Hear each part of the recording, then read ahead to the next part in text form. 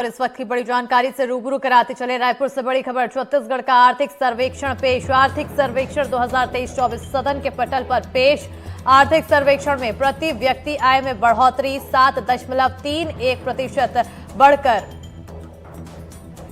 1,47,361 हुई प्रति व्यक्ति आय। जीडीपी में 8.93% दर्ज की गई वृद्धि। कृषि में 3.23% और उद्योग में 7.13% की बढ़ोतरी दर्ज की गई है।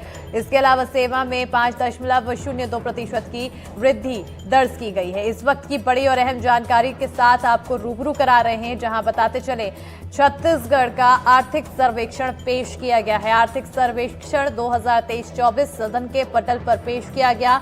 आर्थिक सर्वेक्षण में प्रति व्यक्ति आय में बढ़ोतरी दर्ज की गई है। बता दें कि 7.31% बढ़कर 1,47,361 प्रति व्यक्ति आय पहुंच गई है। तो वहीं जीडीपी में 8.93% वृद्धि दर्ज की गई है। ज्यादा जानकारी के साथ हमारे सहयोगी जुल्फिकार अली जुड़ चुके हैं। सीधा रुख करेंगे हमारे सहयोगी की ओर। जुल्फिकार, आर्थिक सर्वेक्षण पेश, आखिर क्या कुछ खास? छत्तीसगढ़ की विधानसभा में बजट सत्र के चौथे दिन आज पटल पर आर्थिक सर्वेक्षण 2023-24 को पेश किया गया और इसमें कई सारी बातें निकल कर सामने आई।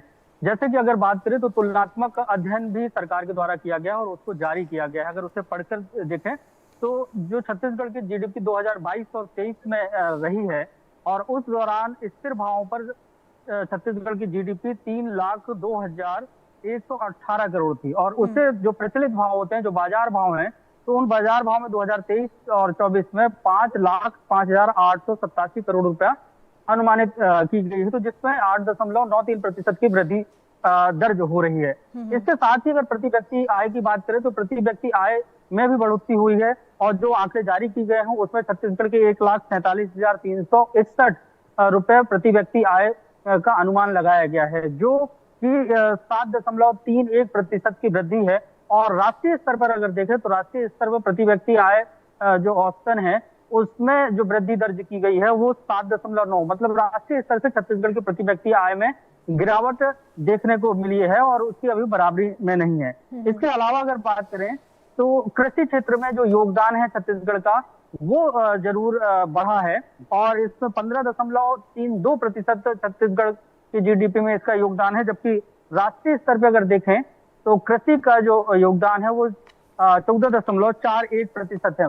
तो कृषि सेक्टर पे छत्तीसगढ़ में विकास देखने को मिल रहा है। और वहीं अगर दूसरे सेक्टरों की अगर बात की जाए तो उसमें उद्योग का सेक्टर है, जिसमें छत्तीसगढ़ का जो हिस्सा है वो 53.50% छत्तीसगढ़ की जीडीपी में होता है। और यहीं अगर राष्ट्रीय स्तर पर उद्योग की अगर बात की जाए कि राष्ट्रीय स्तर की जो जीडीपी में प्रतिशत, तो उसकी अगर तुलना करें तो उसमें 30% उद्योग का होता है। तो इसमें भी छत्तीसगढ़ आगे की जो जीडीपी है उद्योग सेक्टर में वो आगे है। सेवा सेक्टर की अगर बात की जाए तो सेवा सेक्टर में 31% का योगदान छत्तीसगढ़ की जीडीपी में है।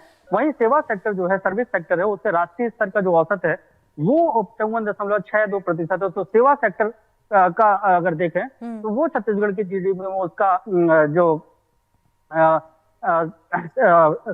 रेशियो कहें वो कहीं ना कहीं कम देखने को मिलता है।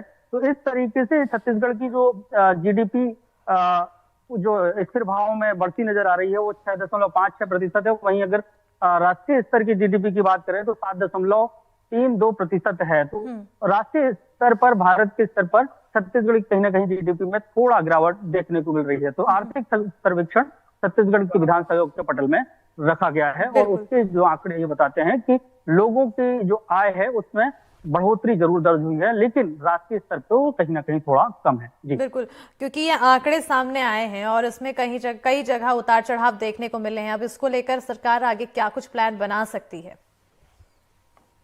छत्तीसगढ़ सरकार का बजट कल पेश होना है और उसको लेकर सरकार ने अपने खाका तैयार कर लिया है। वित्त मंत्री ने भी इस बात को लेकर कहा है कि समावेशी विकास होगा और सभी वर्गों को ध्यान में रखकर विकास किया जाएगा। और ये बजट जो है, बजट एक सिर्फ आंकड़ों का खेल नहीं होगा और आय और व्यय का लेखा जोखा बस नहीं होगा, और इसमें छत्तीसगढ़ की विकास की तस्वीर देखने को मिलेगी। ये उनका वित्त मंत्री ओपी चौधरी का दावा है। क्योंकि कल बजट पेश होगा तो उनका और 5 साल की झलक बिल्कुल। अब इसमें इसके लिए ऐसे में इंतजार बजट का किया जाएगा, आखिर बजट में क्या कुछ खास निकलने वाला है और कितने साल की रणनीति यहाँ पर पार्टी बनाती हुई दिखाई देती है। बहुत बहुत शुक्रिया जुल्फिकार तमाम जानकारी देने के लिए।